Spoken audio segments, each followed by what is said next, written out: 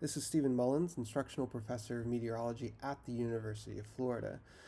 I am currently recording this at 10:20 a.m. on Tuesday, November 8th. We have Tropical Storm Nicole, who is positioned northeast of the Bahamas and has this very large wind field in orange, showing a large extent of currently tropical storm force winds. The storm is expected to go southwest towards and over the northern Bahamas before taking a turn toward the northwest and heading toward Florida. Now, with these forecasts from the Hurricane Center, you always have to consider whether the storm is going to go exactly down the middle of this track or if it goes toward the northern end of the track or the southern end of the track, because they all are possibilities, no matter what storm that you are dealing with. So there's still a possibility that Nicole heads a little bit closer toward Miami, heads a little bit further north toward the Cape Canaveral area, or even just skirts the coast along the Jacksonville coast area. So we're going to have to think about all of these possibilities, and for that reason we have hurricane warnings and tropical storm warnings extending over much of the eastern coast. Note in this forecast that Tropical Storm Nicole is expected to intensify. These first couple of dots here have S's in them, indicating tropical storm strength. But then right before we get to landfall, when we get over the Bahamas, there's an H in there indicating they are forecasting Nicole to strengthen into a Category 1 hurricane. Looking at Nicole right now, Nicole has separated itself from this large swath of showers over to the east of it, and even though they are in some ways meteorologically still connected to it, when we're talking about the impacts of Nicole, the fact that we have a little bit of separation here is going to matter for its future. We have some strong thunderstorms associated with it, which makes it the powerful storm that it is, and we can see the circulation in the very low clouds around it. So this is a much tighter circulation than really we were forecasting this to be in my video from back on late Sunday night. And that strengthening is going to mean a stronger storm by the time it hits Florida. However, if you'll notice, these strong storms are all to the north side here, and there's a large area of where you're only seeing very low clouds on the south side of it, and that's because, as you look over at the water vapor imagery, this huge area to the south is all very dark colors, indicating a lot of dry air down here. However, although that dry air is limiting its ability to strengthen right now, what's important about the way the forecast has changed is actually how much humidity is in the northern extent of this storm and also over the middle of this storm. If we look over at the ECMWF forecast, this is what the current calculations say the storm situation should be right now. We see to the north side of it, we have a lot of moisture up here, and then we have the dry air extending to the south side and affecting even the center of the circulation. However, when we look back all the way back to the forecast as it existed on Sunday evening when I was recording the video there, this green area still exists, but it's not nearly as dark a green as it is in the later time periods. We've sent a lot of reconnaissance aircraft into the storm yesterday, and what appears that we have found is that this area has a lot more humidity in the atmosphere in it. This is a layer over much of the middle of the atmosphere. So if there's more humidity there, then that means that there's more latent heat that can be released as you have that humidity transitioning from a gaseous water vapor state to a liquid cloud state. And it's that latent heat energy from this additional moisture that has allowed Nicole to be stronger now than we thought it would be just 2 days ago. If you go back again to that forecast that we had here, not only was the moisture less, but this pressure indicator here said that the minimum pressure at the surface of the storm would be 1,003 millibars. If we move forward, we see 997, 996, 995. Oh, excuse me. Let's try that again. So 1,002, 1,002, 1,002, 1,002, but now we have more moisture in the calculation, so 999, 999, 998, all the way down to 997. right now. So going from 1,003 millibars to 998 millibars means that you have a deeper lower pressure and a stronger storm. This is also indicative of the fact that with the weaker pressure, or with the lower pressure, that means that there's a stronger pressure gradient from the middle of the storm to the outside of the storm. With that stronger pressure gradient means that you have stronger winds coming around the storm. So instead of 2 days ago where this was going to be 20 miles an hour winds, we're now looking at 25 and 30 and into the low 30s mile an hour winds, bringing all of this moisture around to in front of the storm, which as we advance this along, we're going to have Nicole, just like we saw in the National Hurricane Center forecast, progressing to the southwest, where all that moisture is going to be waiting for it. And so once the low center of circulation here becomes embedded in all of this moisture, then it now has the opportunity to strengthen even more, which is what we saw in the Hurricane Center forecast, where they had this storm strengthening into a hurricane. So we've gone from 998 millibars to 990 millibars over the northern Bahamas, and then maybe even a little bit lower into the upper 980s by the time that it makes landfall. There are even some specialist models like the HWARF for a hurricane that has this going into the 970s, which would definitely be a Category 1 status and probably represents a reasonable worst case scenario for this storm. As far as to go from the ECMWF to the GFS forecast, this is also the current time. We once again see a similar story where if we go back a couple of days, this has the storm a little bit stronger than the ECMWF had it.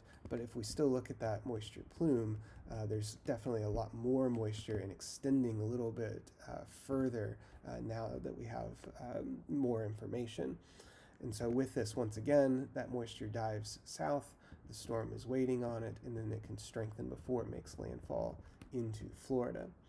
The other thing to note is that when you have these global forecast models, the grids are a little too wide to really get a good sense for exactly how low this center pressure should be. It's really good for getting the patterns of moisture and the patterns of wind and so the directions of the storm, but it takes some of those specialized hurricane models to really get the center pressure.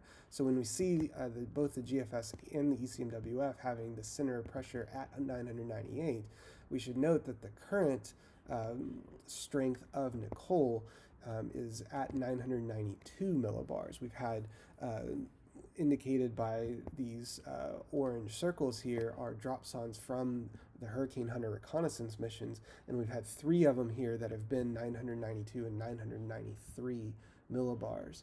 And so this storm, because of that additional moisture, has been able to drop these 12 millibars and become a stronger storm than Nicole was forecast to do a couple of days ago. As far as steering goes, I want to look at a couple of different things. We're now looking at much of the United States as well as the extent of the Atlantic Ocean here. This is about halfway up in the atmosphere, and the two big things that could steer Nicole is a large ridge over the southeast United States, bringing air from the northeast to southwest and would help drive Nicole to the southwest. I need to back this up to the current time in order to be more accurate. So here's the high, here's the wind going around it to the southwest. We also have a high pressure just to the east of it, so this would be bringing air from the south to the northeast.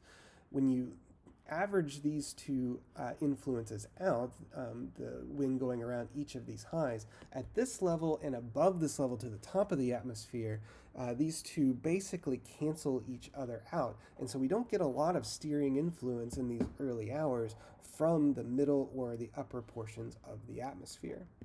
However, when we go down a little bit more toward the surface of the atmosphere, notice that west of the plains, we don't have a lot of data here, or there's a hole in the data, and that's because the Rocky Mountains are actually extending up above this level.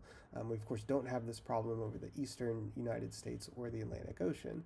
But what we see is a high pressure closer to the surface, a little bit further north than what we saw at the middle portions of the atmosphere previously. But similarly, this brings air from the northwest or from the northeast toward the southwest. However, the high pressure out in the Atlantic is a little bit further away, and once again a little further north. And so we do see an opposing force with air from the south on the eastern side of Nicole. However, the pressure gradient on the northwest side is a little stronger than the pressure gradient on the east side, and so these winds on the northwest side are basically a little stronger and win out, and is what helps steer Nicole toward the southwest.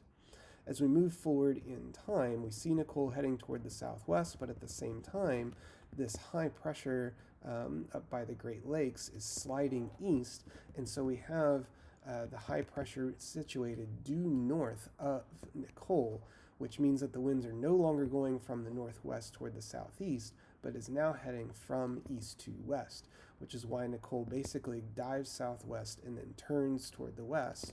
And then move a little bit forward in time, the high continues to slide off to the east.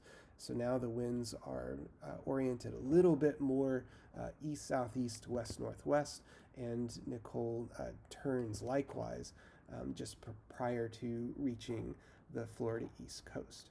We also notice as we went forward in time that the high pressure out in the Atlantic basically evaporated, and we lost all influence from that high pressure. And so the main dominating driver is going to be this high pressure to the north.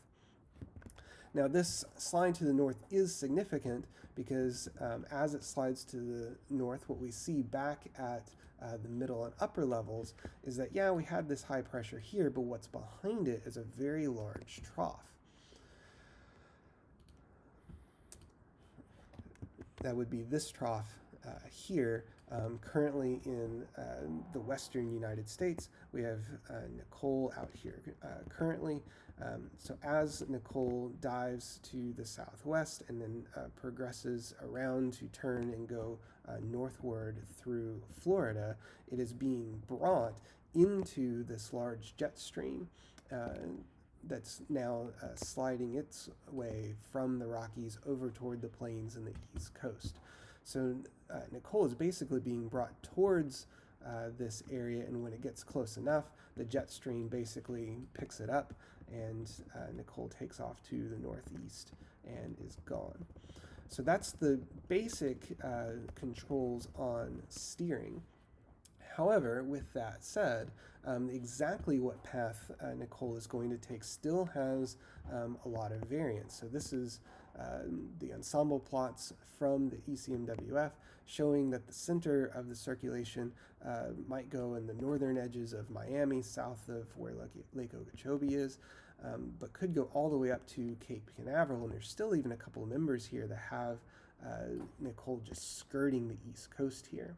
But most of the models do have Nicole coming inland. It's just a question of how far north inland for where along the east coast gets the center of the storm impacts. And then the question becomes, does Nicole head over land, or does it head back out into the Gulf of Mexico, where when it starts to head north, it might bring some coastline impacts to the west coast of Florida and over into the Panhandle a little bit. The good news is that compared to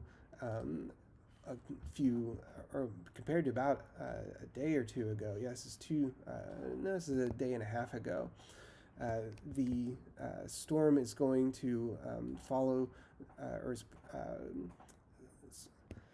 calculated to follow closer to this dark black line, and so we see it being a little bit more amplified and being a little bit more south, and then turning to be a little bit more north than the light blue lines, which was from a day and a half ago, or maybe more north when it's heading toward the Bahamas, but then heads a little bit more south by the time it makes landfall here.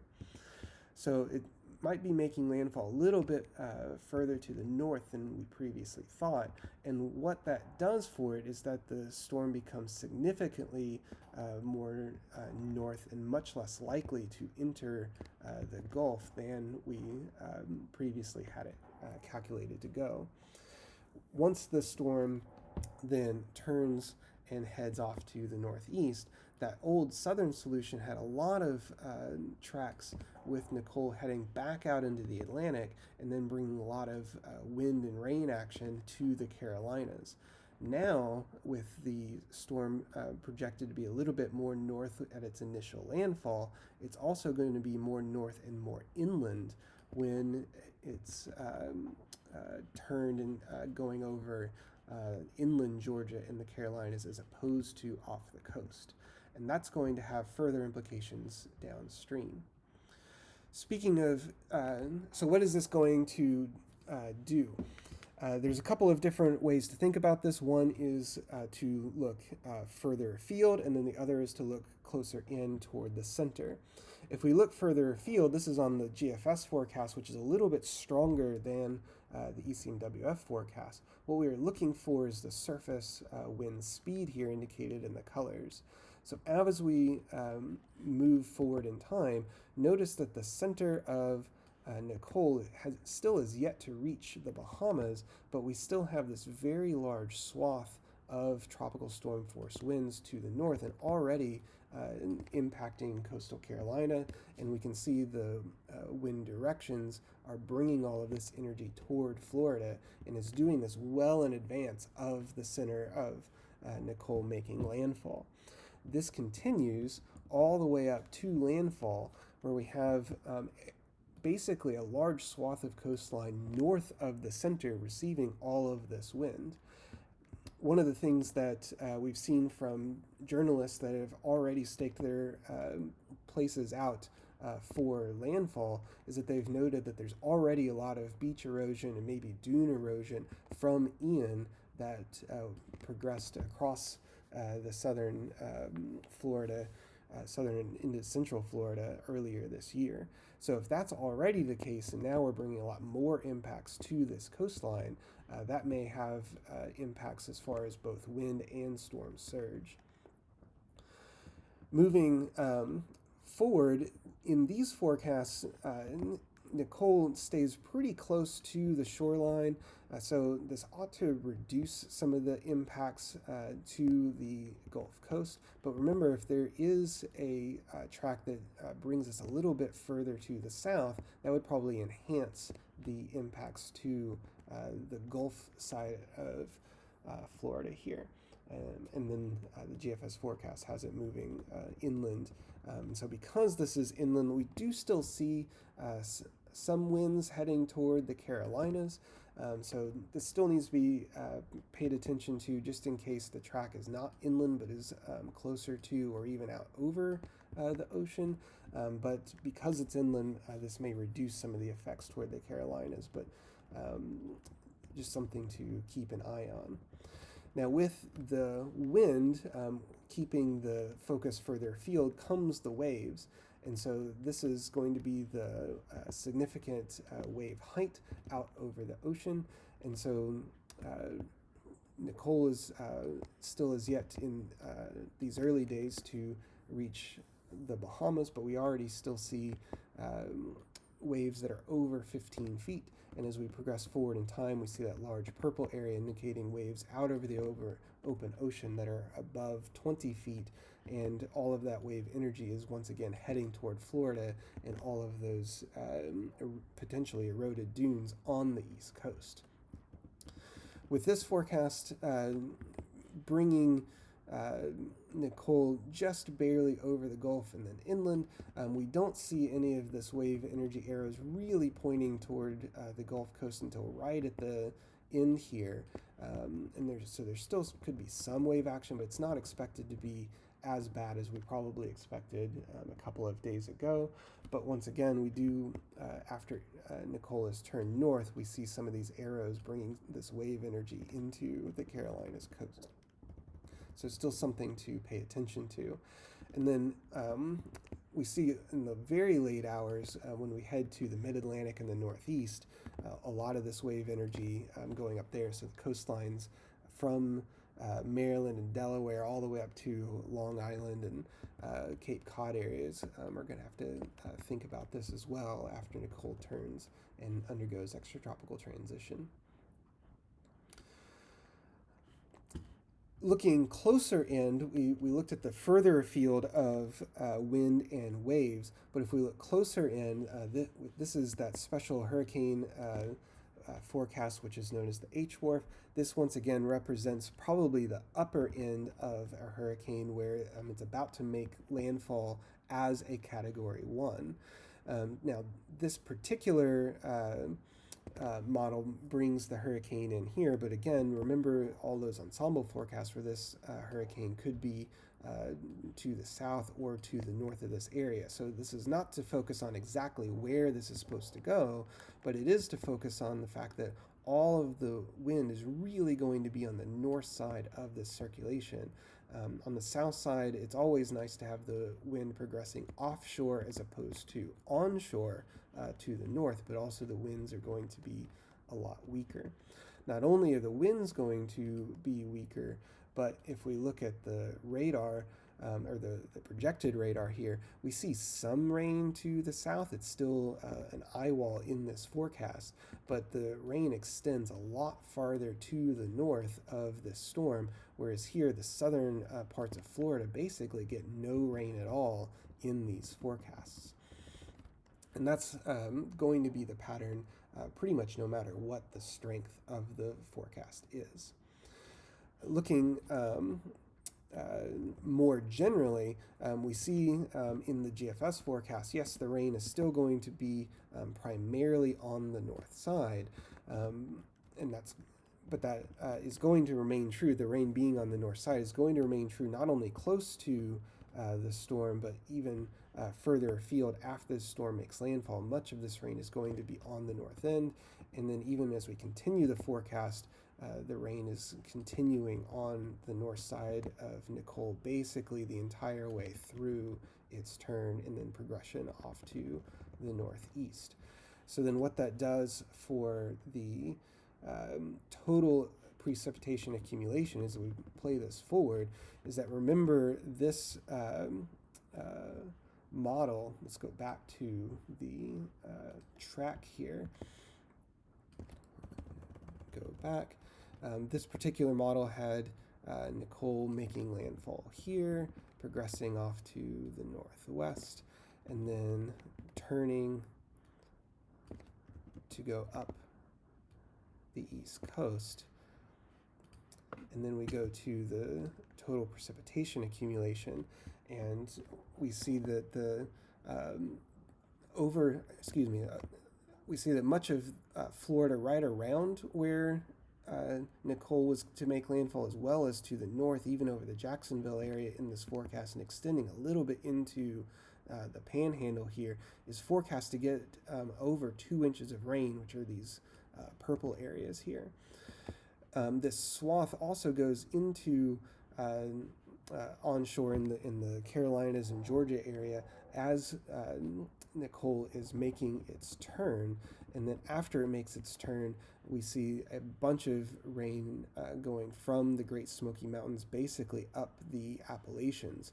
So areas closer to shore in the Carolinas and closer to shore than, say, DC and Baltimore and the megalopolis cities up here are going to get less rain, probably still in the 1 to 2 inches here, whereas a little bit more inland is it's going to be closer to 2 inches and above. But that's on this particular solution. Remember that if the storm skirts Jacksonville and then progresses a little bit closer toward the Carolina coast, all of this big rain is going to fall closer to the coastline. Conversely, if the track is a little bit further to the south, then the areas closer to Miami get more rain, and once again, there may be more impetus for all of this rain to be closer to the coast if the track does a wider bend over the Gulf and then heads a little bit closer to the Gulf Coast down here. So the official forecast, keeping in mind that this follows the official track from the Hurricane Center, is for all of this rain to remain north, and then after it makes its turn, we get more rain inland over the Carolinas, and all of this is predicted to have a slight chance of flash flooding for basically all of Florida that's going to see rain, as well as getting closer to the coast and just inland of Georgia and Carolina. As we get closer, notice that these are day 2 and day 3 forecasts that are being combined here. So as we get to tomorrow, this day 2 becomes day 1, this day 3 becomes day 2. That's how days work. And then these areas further north are much more likely to get into the slight, and we'll see if any areas are forecast to have a moderate chance of flooding.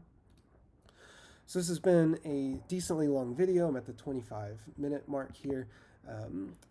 If you're anywhere along this Florida coast where impacts are going to, or where landfall is forecasted to potentially be, keep in mind the wind and the wave forecast that might not just be around the center and what we normally think of as the eye, but also the wind and surge that is very likely to be north of the storm, and north of the storm extending all the way up into potentially the Georgia area.